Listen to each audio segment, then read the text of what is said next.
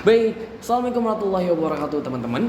Pada video kali ini kita akan membahas tentang organisasi dan arsitektur komputer. Nah, sebelum itu izinkan saya memperkenalkan diri dulu ya teman-teman. Perkenalkan diri saya Muhammad Rifki Hidayatullah dengan NIM 2471308. Saya adalah mahasiswa aktif dari mahasiswa informatika semester 2 Universitas Islam Negeri Sultan Maulana Hasanuddin. Dan saya juga memiliki media sosial teman-teman. Saya memiliki media sosial Instagram dan X atau dulunya Twitter ya teman-teman, yang bernama inisial_kicel. Jangan lupa di follow ya teman-teman. Nah, kita lanjut aja lah ke materinya lah teman-teman ya. Materinya ada 8 pokok bahasan. Yang pertama, perbedaan arsitektur komputer dan organisasi komputer. Yang kedua, perbedaan memori utama dan memori sekunder. Yang ketiga, menjelaskan fungsi dari unit kontrol dalam CPU. Yang keempat, perbedaan reduce interruption dan complex interruption set komputer. Jelas. Yang kelima, jelaskan yang dimaksud dengan BUS dalam sistem komputer. Yang keenam, jelaskan apa yang dimaksud dengan cara kerja interruption. Yang ketujuh, jelaskan fungsi dari cara kerja arithmetic link unit dalam CPU. Yang kedelapan yang terakhir, konsep pipelining dalam CPU dan keuntungan di dalam cipelining. Nah, kita lanjut saja ya. Sebelum itu, kalian tahu nggak sih apa itu arsitektur komputer sama organisasi komputer? Ada yang tahu? Oke, kita lanjut saja ya. Dalam modul pertama, perbedaan arsitektur komputer dan organisasi komputer. Perbedaannya yang pertama dulu nih. Arsitektur komputer adalah rancangan konseptual yang menggambarkan struktur dan perilaku sistem komputer. Arsitektur ini menjelaskan bagaimana suatu komputer diprogram, termasuk bagaimana data diolah, disimpan, dan dikomunikasikan antar bagian dalam komputer. Itu teman-teman. Nah, selanjutnya pengertian sendiri dari organisasi komputer adalah deskripsi rinci tentang cara kerja fisik komponen-komponen dalam komputer dan bagaimana mereka berinteraksi. Ini mencakup pengaturan logis dari semua komponen fisik komputer seperti bus data, jalur kontrol, pengendali sinyal, pipeline, chart, dan unit aritmatika logika atau ALU. Nah, teman-teman, contoh perbedaan dari pengertian dari arsitektur komputer dan organisasi komputer, teman-teman. Dua komputer contohnya bisa memiliki arsitektur yang sama. Misalnya mendukung set instruksi yang sama, tetapi organisasi yang berbeda. Misalnya satu dengan 2 level charge dan satu lagi dengan 3 level charge. Atau perbedaan pada mekanisme depeling dan clock speed. Ini berarti program yang sama bisa berjalan di kedua mesin, tetapi dengan kinerja yang berbeda karena organisasi komputer yang berbeda. Nah, kita analogikan seperti ini teman-teman, biar lebih mudah. Jika arsitektur komputer diibaratkan sebagai desain cetak biru sebuah rumah, yang berarti atau di dalamnya menjelaskan tata letak ruang, aliran air yang mengalir kemana, kelistrikan yang dari PLN itu kemana, maka si organisasi komputer ini berfungsi sebagai rumah itu dibangun secara nyata. Jadi kalau misalkan arsitektur komputer itu sebagai desain cetaknya, maka organisasi komputer itu adalah yang sudah jadinya, yang nyatanya. Dan kesimpulannya, arsitektur berfokus pada apa yang dilakukan sistem, seperti instruksi yang tersedia dan cara data diakses. Sementara organisasi komputer berfokus pada bagaimana interupsi dan data diolah oleh perangkat keras. Keduanya sangat penting teman-teman, karena arsitektur mempengaruhi kompatibilitas perangkat lunak dan organisasi mempengaruhi sistem kerja. Nah, lanjut aja teman-teman. Kalian tahu nggak sih 3 benda yang di tengah itu apa? Oke, yang ini biasa kita sebut dengan flash disk, penyimpanan eksternal. Ini bisa kita sebut dengan SSD. Ini adalah DVD. Ketiganya adalah tempat penyimpanan teman-teman. Tapi dengan berbeda sistemnya. Ada yang dengan vinyl, ada yang dengan chip. Itu teman-teman. Nah, materi kedua, perbedaan memori utama dengan memori sekunder. Ada yang tahu nggak teman-teman antara perbedaan memori utama dengan memori sekunder? Memori utama atau bisa disebut dengan RAM atau RAM, Random Access Memory, merupakan jenis memori yang digunakan untuk menyimpan data dan instruksi yang sedang digunakan secara aktif oleh CPU. Memori utama juga mencakup ROM atau Read Only Memory yang menyimpan data permanen seperti sistem malware atau sistem firmware seperti OS dan lain sebagainya. Nah, kalau memori utama adalah memori atau tempat penyimpanan yang tersimpan dalam komputer kita teman-teman, yang di dalam. Sedangkan memori sekunder, belum diubah teman-teman, mohon maaf ya. Memori sekunder adalah media penyimpanan data jangka panjang. Memori ini bersifat non-volatil. Artinya, data yang disimpan tidak akan hilang meskipun komputer dimatikan.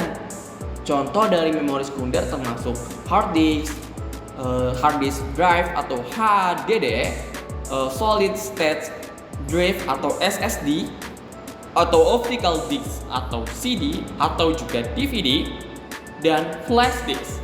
Itu ya teman-teman antara perbedaan dari memori utama dengan memori sekunder. Nah, selanjutnya ada contoh penggunaannya teman-teman. Contoh penggunaannya ketika kita membuka Microsoft Word, file pemrogramannya disalin dari memori sekunder, misalkan SSD, ke memori utama kita, yaitu RAM. Setelah itu, CPU mulai menjalankan instruksi dari RAM. File yang sedang diedit juga disimpan di RAM, sehingga pengguna menyimpannya kembali ke SSD, gitu. Jadi RAM itu cuman penyimpanan sementara teman-teman. Tuh. Nah, perbedaan utamanya sih apa sih teman-teman antara perbedaan memori utama dengan memori sekunder? Nah, mulai dari volatilitas. Memori utama bersifat volatil. Yang berarti sedangkan memori sekunder adalah non volatil. Nah, kecepatannya juga beda-beda teman-teman. RAM itu jauh lebih cepat dibandingkan memori sekunder. Kapasitasnya juga memori sekunder biasanya memiliki kapasitas yang jauh lebih besar dibandingkan memori utama. Kayak flash disk yang 256, 1 tera, sedangkan RAM itu cuma memiliki 8, 4 dan kelipatan. Fungsinya juga teman-teman berbeda. Yang pertama, fungsi dari memori utama digunakan untuk menyimpan data atau instruksi, sementara saat program berjalan, memori sekunder untuk menyimpan jangka panjang. Itu teman-teman. Jadi, kalau memori utama itu menyimpan untuk sementara saja, tapi untuk penyimpanan jangka panjang dilakukan oleh penyimpanan sekunder atau memori sekunder. Nah, kita lanjut teman-teman. Nah, masih dalam perbedaan memori utama dan memori sekunder teman-teman. Struktur dan akses memori utama terhubung langsung dengan CPU melalui sistem bus, data bus, address bus, dan control bus. Sedangkan memori sekunder biasanya diakses melalui mengendali I/O atau input output dan biasa melalui jalur perbedaan seperti SATA atau NVMe. Nah, memori utama itu fungsinya berperan dalam mempercepat kinerja memprosesnya karena kecepatannya. Sementara memori sekunder berperan dalam menyimpan data secara permanen. Jadi karena memori utama itu sangat cepat teman-teman, jadi dia gunakan untuk memproses saja. Sedangkan untuk menyimpan itu digunakan memori sekunder. Kedua jenis memori ini bekerja sama dalam menyimpan komputer agar dapat menjalankan aplikasi dan menjalankan data secara efisien. Nah, selanjutnya yang ketiga, menjelaskan fungsi dari unit kontrol dalam CPU. Apa sih itu? Nah, pengertiannya, unit control atau CU adalah bagian penting dalam CPU yang bertanggung jawab untuk mengatur dan mengarahkan semua operasi dalam sistem komputer, ya. CU tidak mengeksekusi operasi logika atau aritmatika secara langsung, tetapi mengontrol bagaimana instruksi dijalankan, data dialirin, dan komponen-komponen saling berinteraksi. Jadi saling komunikasi gitu tuh antar bus itu, antara CPU dengan SSD, antara card GPU dengan CPU, dan juga dengan SSD dengan ROM dengan RAM, dan keyboard dan yang lainnya gitu. Jadi saling terhubung. Jenis-jenis unit control unit itu ada beberapa macam teman-teman. Ini ada hardware control unit atau bisa disebut dengan sinyal kontrol dihasilkan oleh rangkaian logika tetap, seperti cepat tetapi tidak fleksibel. Selanjutnya adalah microprogrammed control unit yang menggunakan serangkaian instruksi mikro dalam ROM untuk mengatur sinyal kontrol, lebih fleksibel tetapi sedikit lebih lambat, teman-teman. Nah, fungsi utamanya di sini adalah mengambil instruksi dari memori atau fetch. Dan yang kedua mendekode instruksi atau decode. Yang ketiga mengatur jalannya instruksi, execute. Yang keempat mengontrol aliran data. Yang terakhir adalah sinkronisasi sistem.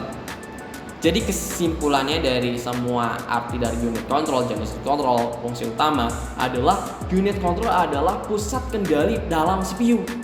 Istilahnya kayak kantor lah gitu, kantor kepala gubernur atau presiden yang bertanggung jawab mengatur proses interaksi dari awal hingga akhir.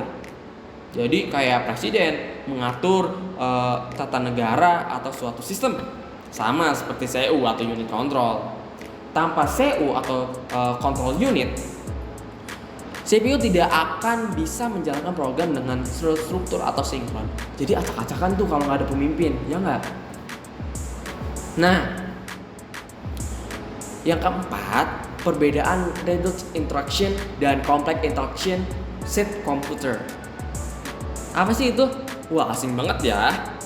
Jadi pengertian dari reduced instruction set computer adalah dia ini adalah merupakan arsitektur komputer yang menggunakan set instruksi yang sederhana dan jumlahnya terbatas. Sehingga setiap instruksi dieksekusi dalam satu siklus clock atau single cycle execution. Single cycle execution. Contohnya dalam prosesor RAID atau ARM, MIPS atau SPARC atau SPARC lebih efisien dalam pipeline karena struktur instruksi yang seragam. Dan RISC ini berfokus pada kecepatan eksekusi dan efisien menggunakan register. Teman-teman. Nah, perbedaan selanjutnya yaitu complex instruction set computer. Apa sih ini? Atau bisa disingkat dengan CISC. Menggunakan set instruction yang lebih kompleks dan banyak satu instruksi bisa melakukan banyak operasi multi-step execution. Contohnya prosesor CISC itu adalah Intel x86, AMD, dan lain sebagainya. Jadi ini bisa multi bisa mengoperasikan beberapa aplikasi atau software gitu. Cocok untuk sistem yang menggunakan kompatibilitas dan backward yang compatibility ya. Dan juga menggunakan jumlah baris kode dalam pemrogramannya, teman-teman. Nah, ini perbedaan utama dari rich dan cheese. Aspeknya dari jumlah instruksinya, rich itu sedikit sedikit dan sederhana, rich itu banyak dan kompleks. Jadi di sini juga udah kelihatan perbedaannya ya kan teman-teman, dari siklus per instruksinya satu siklus, tapi dari cheese ini beberapa siklus. Jadi mereka itu mempunyai kelebihan dan kekurangan masing-masing teman-teman. Dan selanjutnya adalah penggunaan memori lebih efisien, lebih banyak register, sedangkan cheese lebih banyak akses ke memori, jadi lebih banyak siklusnya, jadi ke memori itu lebih banyak. Selanjutnya eksekusi ada lebih cepat atau paperline, yang cheese itu lebih lambat. Kalau contohnya itu dari rich itu ada prosesor ARM atau MIPS. Kalau dari CISC itu prosesornya Intel x86 dan AMD gitu teman-teman. Itu perbedaan, mungkin punya keuntungan dan kerugiannya masing-masing. Kesimpulannya dari rich dan cheese itu apa sih? Dua pendekatan desain arsitektur CPU rich lebih menekankan efisiensi dan kecepatan instruksi sederhana, sementara CISC berfokus pada kemampuan kompleks dan kompatibilitas, memiliki arsitektur ganting kebutuhan aplikasi dan lingkungan pemrosesan. Jadi memiliki, kalau misalkan rich itu lebih tidak banyak teks atau kerjaan-kerjaan yang dilakukan oleh rich, tapi sedangkan cheese itu lebih banyak itu bebannya gitu teman-teman ya. Nah, selanjutnya adalah menjelaskan yang dimaksud dengan bus dalam sistem komputer, teman-teman. Apa sih bus itu? Pengertian bus sendiri dalam konteks sistem komputer, bus adalah jalur komunikasi yang digunakan untuk mentransfer data antara komponen dalam komputer. Jangan salah teman-teman, komputer juga, dalam komputer itu ada jalur-jalurnya teman-teman. Dari prosesor ke RAM, ke ROM, terus ke CPU, terus ke komponen-komponen lainnya. Dalam pengertian bus itu, fungsi utama dari bus itu yang pertama mentransfer data antara komponen sistem, yang kedua mentransfer alamat memori atau perangkat, dan selanjutnya mentransfer sinyal kontrol dan status antara perangkat. Gitu teman-teman. Fungsi utama itu ada beberapa juga teman-teman. Banyak juga ya fungsi utama dari bus ini. Nah, jenis-jenis bus. Yang pertama ada data bus, fungsinya mengatur data antara prosesor, memori, dan perangkat input-output. Yang kedua, ciri bersifat dua arah, bidirectional, karena data bisa dikirim dari CPU ke memori atau sebaliknya, jadi bolak-balik gitu. Selanjutnya adalah lebar data bus memiliki 32 bit atau 64 bit gitu teman-teman. Kalau misalnya kita install Windows tuh memiliki 32 bit atau 64 bit, itu lebar data bus yang kita bisa lewati gitu teman-teman. Menggunakan jumlah data yang dapat ditransfer sekaligus. Jadi kalau kita menggunakan 64 bit, dia 64 bit bisa lewat itu. Sedangkan address bus memiliki fungsi membawa alamat dari CPU ke memori atau perangkat input output untuk menunjukkan lokasi data. Yang selanjutnya, cirinya itu bersifat satu arah atau unidirectional dari CPU ke komponen lain. Selanjutnya, lebar address bus memiliki jumlah maksimum memori yang dapat diakses. Misalnya, address bus 32 bit dapat mengakses hingga 4 GB memori dan lain sebagainya. Selanjutnya adalah control bus. Fungsinya membawa sinyal kontrol dari CPU ke komponen lain untuk mengatur sistem operasi atau OS. Selanjutnya, cirinya termasuk sinyal seperti read, write atau interrupt, dan clock. Dan bersifat dua arah tergantung sinyal yang ditransmisikan gitu teman-teman. Nah, jenis-jenis lain ada sistem bus, yaitu gabungan dari data, address, dan control bus jadi digabung, dan juga internal bus, yaitu bus yang hanya digunakan dalam CPU yang di dalam komputer aja gitu. Misalkan dari ALU dengan register. Kalau external bus itu bus yang menghubungkan CPU dengan eksternal perangkat, yaitu input output seperti mouse eksternal atau lain sebagainya. Contoh praktiknya, ketika CPU ingin membaca data dari RAM, CPU mengirimkan alamat data melalui address bus. Yang kedua, mengirimkan sinyal read melalui control bus. Selanjutnya data dikirim kembali ke CPU melalui data bus gitu teman-teman. Kesimpulannya dari materi kelima ini, bus adalah sistem syaraf komputer. Jadi kayak manusia gitu kan, saraf dari otak menyalurkan ke tangan, ke kaki, dan sebagainya gitu teman-teman ya, yang menghubungkan seluruh komponen. Tanpa bus tidak ada pertukaran data yang efisien antara CPU dengan perangkat-perangkat lainnya. Gitu teman-teman ya. Nah, selanjutnya yang keenam, menjelaskan apa yang dimaksud dengan cara kerja interrupt. Nah, dari tadi kan kita jelaskan apa sih itu interrupt. Interrupt itu adalah sinyal yang dikirim ke prosesor untuk memberitahu bahwa ada peristiwa penting yang memerlukan perhatian CPU. Gitu ya teman-teman. Tujuannya menyediakan respon cepat terhadap kejadian mendesak, memungkinkan CPU untuk menjalankan berbagai tugas secara efisien, meningkatkan efisiensi sistem dalam membebaskan CPU dari pemantauan terus-menerus. Cara kerjanya, merangkat input output atau program mengirimkan sinyal interrupt ke CPU. CPU menyelesaikan interupsi sesaat jika bisa diselesaikan. CPU menyelesaikan alamat interupsi berikut dan status saat ini. Dan juga setelah ESR selesai, CPU memulihkan status sebelumnya dan melanjutkan program utamanya.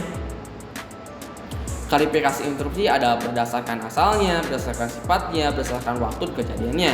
Berdasarkan asalnya, hardware input, ada software input. Hardware input itu diinisiasi oleh perangkat keras, seperti keyboard, mouse, disk. Ketika kita menombol tekan misalkan, itu adalah interupsi teman-teman, atau perintah.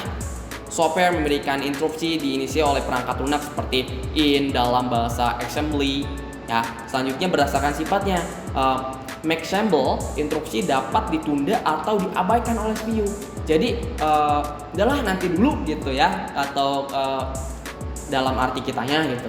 Kalau non maximum interupsi atau NMI tidak dapat diabaikan, bersifat kritis, contohnya kegagalan perangkat keras dan lain sebagainya. Berdasarkan waktu kejadiannya, synchronous interrupts terjadi sebagai hasil dari interupsi CPU, biasanya software. Dan yang kedua ada synchronous interupsi terjadi secara tidak terduga oleh perangkat luar seperti hardware gitu teman-teman. Nah, contoh nyatanya, jadi ketika kita mengetik dalam keyboard prosesor segera menanggap, menekan tombol menggunakan hardware interrupt. Jadi mengirimkan sinyal gitu. Dalam OS multitasking, interupsi digunakan untuk menjadwal waktu CPU ke prosesor berbeda atau trim interupsi. Jadi kesimpulan dari semua ini, interupsi merupakan mekanisme penting dalam memungkinkan CPU bekerja secara efisien dan responsif terhadap berbagai kejadian. Sistem interupsi memungkinkan komputer untuk menangani tugas-tugas mendesak secara cepat tanpa gangguan alur program secara keseluruhan, teman-teman. Nah, yang ketujuh, yang kedua terakhir nih, menjelaskan fungsi dari cara kerja arithmetic logic unit dalam CPU. Apa sih ini? Pusing banget bahasanya ya. ALU atau ALU adalah bagian dari CPU yang bertanggung jawab untuk melakukan operasi aritmatika dan logika. Jadi ini yang berlogika banget nih teman-teman. ALU juga adalah komponen inti dari CPU karena menangani semua proses perhitungan. Tadi kan cara kerjanya, ini kan perhitungan, mengatur secara keputusan logika. Cara kerjanya, interupsi dikirimkan dari kontrol ke ALU. Cara yang data yang dibutuhkan diambil dari register atau memori. ALU menerima input data dan kode operasi atau opcode. lalu melakukan perhitungan atau operasi logika sesuai dengan opcode. Yang kelima, hasil disimpan di register hasil atau akumulasi atau register tujuan. Yang keenam, status dari hasil operasi, misalnya dari 0, overflow atau carry, disimpan di flag. Yang 7, register untuk referensi di instruksi selanjutnya. Jadi control unit juga melakukan operasi aritmetika dasar, menjalankan operasi logika, menjalankan operasi perbandingan, menyelesaikan hasil dari operasi-operasi lainnya gitu, teman-teman. Jadi ada and or not dan lain sebagainya. Komponen utama itu ada register operated, ada unit operasi aritmatika, unit operasi logika, akumulatif, flag register. Contoh utamanya ketika kita memasukkan seperti A adalah bilangan B plus C, maka CPU akan mengambil nilai B dan C dari memori ke dalam register, lalu menemukan jumlahnya, lalu hasilnya disimpan ke register A atau langsung ke memori gitu, teman-teman. Kesimpulannya, ALU adalah otak perhitungan di dalam CPU. Tanpa ALU, komputer tidak bisa melakukan perhitungan dasar atau pengambilan keputusan logika gitu, teman-teman ya. Dan yang terakhir adalah konsep deepling dalam CPU dan keuntungan di dalam sipling. Dari tadi kan sipling atau apa sipling ya. Pengertian dari sipling itu adalah teknik dalam arsitektur CPU di mana dia itu bekerja instruksi dalam dieksekusi sebagai paralel dalam tahap-tahap yang berbeda dalam siklus instruksi. Ibaratnya gini teman-teman, seperti jalur perakitan di pabrik. Detailing itu mungkin eksekusi lebih efisien dengan membagi proses itu menjadi beberapa tahap. Jadi agar lebih terstruktur lah detailing itu. Nah, detailing ada beberapa. Umumnya ada 1, 2, 3, 4, dan 5 teman-teman. Ada sampai E. Flag itu mengambil interupsi dari memori, decode itu menerjemahkan interupsi, execute itu melakukan perhitungan atau aksi logika, yang D itu memori akses, mengakses data dari memori jika dibutuhkan, yang E itu adalah write back atau menyimpan hasil ke register. Tuh teman-teman.